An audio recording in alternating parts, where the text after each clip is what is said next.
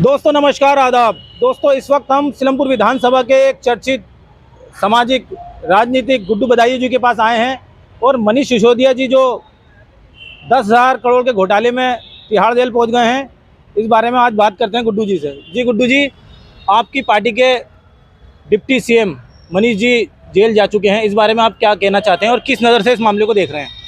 मनीष जी झूठ में जेल गए, सच्चाई में नहीं गए। बीजेपी का क्या है 10,000 करोड़ ना 20,000 करोड़ का कर दे। चूँकि उनके यहाँ जो उनकी टीम के लोग हैं, बीजेपी के अंदर जो मंत्री हैं, सारे भ्रष्टाचारी हैं, ये सबको मालूम है कैसे कैसे लोग हैं। वो कुछ भी कह सकते हैं। अगर वो जेल चले गए तो सच्चाई। इस्तीफा किस लिए दिया फिर सिसोदिया जी ने? इस्तीफा इसलिए दिया अपनी सच्चाई के लिए। एक मंत्री को ऐसे ही करना चाहिए। ज़रा हम भी तो देखें, कोई और जब मुख्यमंत्री ने इस्तीफा दे दिया था अपने पद पे रह के, कोई है भाई का लाल जो मुख्यमंत्री होकर इस्तीफा दे? जब केजरीवाल साहब ने इस्तीफा दिया था उस टाइम तो 7 महीने हो गए हैं सत्येंद्र जैन जी को जेल में, उन्होंने उस टाइम क्यों नहीं दिया? मनीष जी के साथ ही क्यों इस्तीफा दिया सर? बीजेपी एक ऐसी सरकार चला रही है, 7 महीने नहीं 14 महीने भी कर सकती है जेल में किसी को।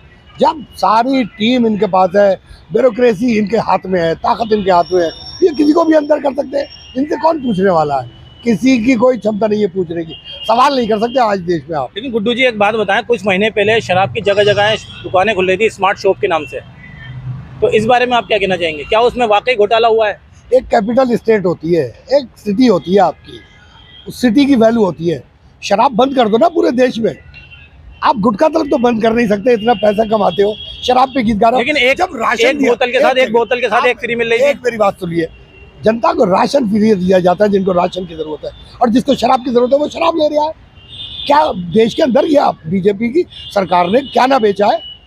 अगर तो आप चाहते हैं कि शराब मिले, एक के साथ एक फ्री बोतल मिले? बात ये नहीं है कि शराब मिले, मैं कह रहा हूँ केंद्र सरकार से आदेश पास हो कि देश में शराब ही नहीं बिकेगी, शराब ही नहीं बनेगी, तो शराब हमारी स्टेट में भी नहीं। गुड्डू जी एक लिमिट होती है ना हर चीज की। एक बोतल के साथ एक बोतल फ्री मिल रही थी, आप जगह जगह देख रहे थे नौजवान शराब पीकर सड़कों पे पड़े हुए थे।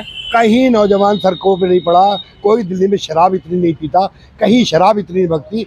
ये सिर्फ बीजेपी के वो गोदी मीडिया का प्रोपेगेंडा था जो केजरीवाल साहब के खिलाफ चलता है, और जो इस तरह की वाइट देता है, इस तरह की न्यूज़ चलाते हैं वो, और जनता शाम को थकी हारी आती है और आज तक उसने चैनल देखा खोल के और उस पर केजरीवाल साहब के एंटी बोलना शुरू। अच्छा, आपकी विधानसभा में कल्याण सिनेमा पे एक शराब का ठेका हुआ करता था, बंद करा दिया हमने उसको, हटवा दिया हमने उसको, बिल्कुल वो दूसरी साइड में चला गया, हमारे एरिया में नहीं है। लेकिन फिर 10 नंबर गली के सामने भी आपने खुलवा दिया था। फिर भी हमने वहाँ पर झगड़ा करा, हमने बड़ी पैमाने पर लड़े, और हमारे एमएलए अब्दुल रहमान ने उसके लिए लड़ाई लड़ी। पहले भी उन्होंने हटवाया था, ये पहले भी अब्दुल रहमान हाजी भूरे का हटवाया हुआ था। इन लोगों ने मेहनत करी थी, आम आदमी के पार्टी के इन कार्यकर्ताओं ने, इस एमएलए ने, इस काउंसलर ने मेहनत करके उसे हटवाया था। बाद में जब ये कोशिश हुई, लेकिन लोगों ने बदनाम करना चाहा कि रहमान को बदनाम किया। लेकिन एक तरफ चौधरी जुबैर जो है वो भी चरपाई डाल के बैठ गए थे। देखिए, शराब का मुद्दा एक ऐसा है, चौधरी जुबैर अगर बैठ गए तो बढ़िया बात थी। तो क्या उन्होंने अपने वार्ड में ठेका नहीं खुलने दिया था? चौधरी जुबैर बैठ गए थे, चौधरी जुबैर का वार्ड नहीं है वो, चौधरी जुबैर का वार्ड नहीं है वो, जिसका वार्ड है वो जाने, उसका काउंसलर जाने। लेकिन हमारी विधानसभा थी, अब्दुल रहमान ने मेहनत की है। देखिए, केंद्र जो प्रदेश का मामला होता है वो एमएलए के अधीन आता है। अच्छा, शिक्षा के सेक्टर में काफी काम किया है सिसोदिया जी ने। अगर सिसोदिया जी ने जो काम किया है और किसी को ऐसा लगता है काम नहीं किया है, तो आन के जीनत महल स्कूल देखे, उसकी शान पता चल जाएगी। हमारे इलाके के अंदर बच्चे ज़्यादातर जीनत महल में पढ़ना चाहते हैं।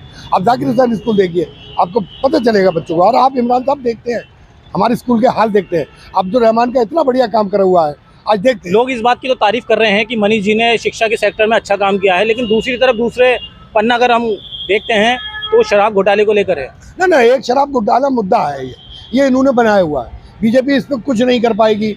आपको मालूम है केजरीवाल साहब जनता को पूरी तौर से, पूरी जनता को जो भी जनता की सहूलियतें हैं वो दे रहे हैं। आप देखिए आज दिल्ली कैसी चमक रही है, फ्लाईओवर देखिए, रोड देखिए, ट्रैफिक। अगर आम आदमी पार्टी सही है तो फिर उन्होंने शराब नीति जो है वापसी क्यों ली थी? शराब नीति वापसी लेने का मामला होता है, एक बजट का सिस्टम होता है, इसमें एक आम आदमी पार्टी का नहीं है। मैं यही सवाल केंद्र सरकार से कर सकता हूँ, यही दूसरी स्टेट के किसी से कर सकता हूँ, सब जगह ऐसा है। अच्छा, जनता में एक मैसेज जा रहा है कि दिल्ली के जो शराब घोटाला हुआ है उसका पैसा गुजरात चुनाव में लगा है। जनता के अंदर सिर्फ मैसेज ये जा रहा है कि केजरीवाल साहब राशन दे रहे हैं, केजरीवाल साहब बिजली की सब्सिडी दे रहे हैं, केजरीवाल साहब महिलाओं को, बहनों को फ्री में बसों में घुमा रहा है। कोई शराब का मुद्दा नहीं है, सिर्फ मुद्दा ये है कि जनता केजरीवाल साहब तो बहुत खुश है, बसों में बहनें, माँ बहनें सफ़र करती है। जो लड़की सुबह को जाती है 100 रुपये बचते हैं, एसी की बस में जाती है, आप देखिए उन सबको मालूम है इनका कोई प्रोपेगेंडा काम नहीं करेगा। एक टाइम आएगा लोकसभा के, हम बताएंगे। सीएम साहब ने जो भ्रष्टाचारी हैं उनके 2 मंत्री, उनका इस्तीफा कबूल कर लिया है, मंजूर कर लिया है।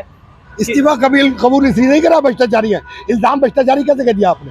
अभी कोर्ट ने साबित कर दिया कि उनका तो फिर भ्रष्टाचार है। उन्होंने मंजूर क्यों किया? मंजूर इसलिए किया जाता है कि अपने आप की ईमानदारी दिखाई जाती है कि मंत्री पद पे बन के हम जांच नहीं करा सकते, हट जाइए, जैसे ही वो बरी होंगे वैसे ही मंत्री बन जाएंगे वो।